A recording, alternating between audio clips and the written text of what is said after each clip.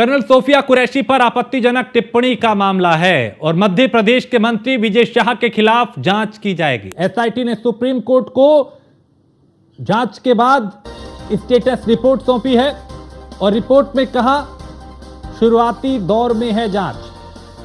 Supreme court से SIT ने और समय मांगा है। तो एसआईटी ने सुप्रीम कोर्ट को स्टेटस रिपोर्ट सौंपी और यह कहा कि अभी और वक्त चाहिए, यानी और वक्त चाहिए अभी जांच के लिए। तो सुप्रीम कोर्ट से स्पेशल इन्वेस्टिगेशन टीम ने समय मांगा है। कर्नल सोफिया कुरैशी पर आपत्तिजनक टिप्पणी की थी विजय शाह ने। मध्य प्रदेश के मंत्री विजय शाह और उनके खिलाफ लगातार लोगों का गुस्सा भी फूटा। उसके बाद केस दर्ज करने की मांग हुई, काफी दबाव के बाद केस दर्ज हुआ और अब चूंकि एसआईटी मामले की जांच कर रही है। पीयूष इस पे और ज्यादा जानकारी देंगे। पीयूष, चलिए अब से कुछ देर में पीयूष हमारे साथ जुड़ेंगे और विस्तार से बताएंगे वो कि आखिर क्या हुआ कोर्ट में। समय जरूर मांगा गया है एसआईटी की तरफ से।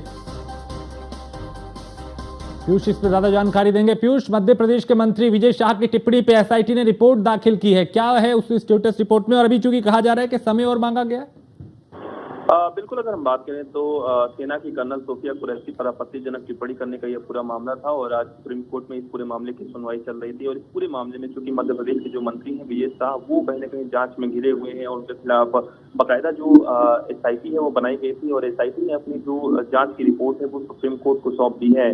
जो जानकारी फिलहाल मिल रही है कि रिपोर्ट में एसआईटी ने कहा है कि इस मामले में से जुड़े हुए जितने जो गवाह हैं उनके बयान जिसके जो वीडियो सैंपल है वो एफएसएल को भेजे गए थे, लेकिन संसाधनों की कमी की वजह से जो कुछ वीडियो है वो बिना जांच के ही वापस आ गए हैं। ऐसे में ये तर्क दिया गया है और इसके लिए कहा गया है कि जांच के लिए अभी और वक्त चाहिए। इसके साथ ही अगर हम बात करें तो तमाम जो दलीलें हैं वो भी कहीं न कहीं दी गई। एसआईटी ने अपनी रिपोर्ट में बताया है कि कई जो गवाह है, करीब 7 जो गवाह हैं उनके बयान दर्ज किए जा चुके हैं। इसके साथ ही अगर हम बात करें तो तमाम बातों का जिक्र किया गया, खासतौर पे जो मोबाइल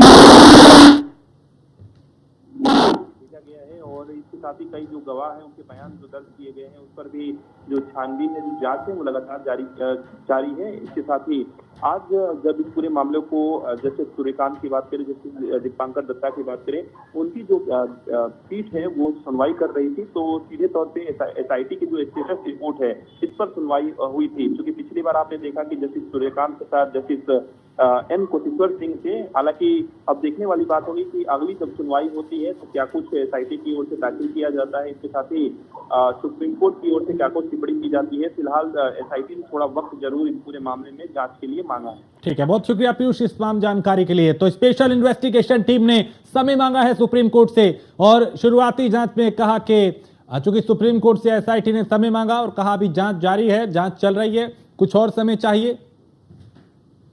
कर्नल सोफिया कुरैशी पर आपत्तिजनक टिप्पणी का यह मामला।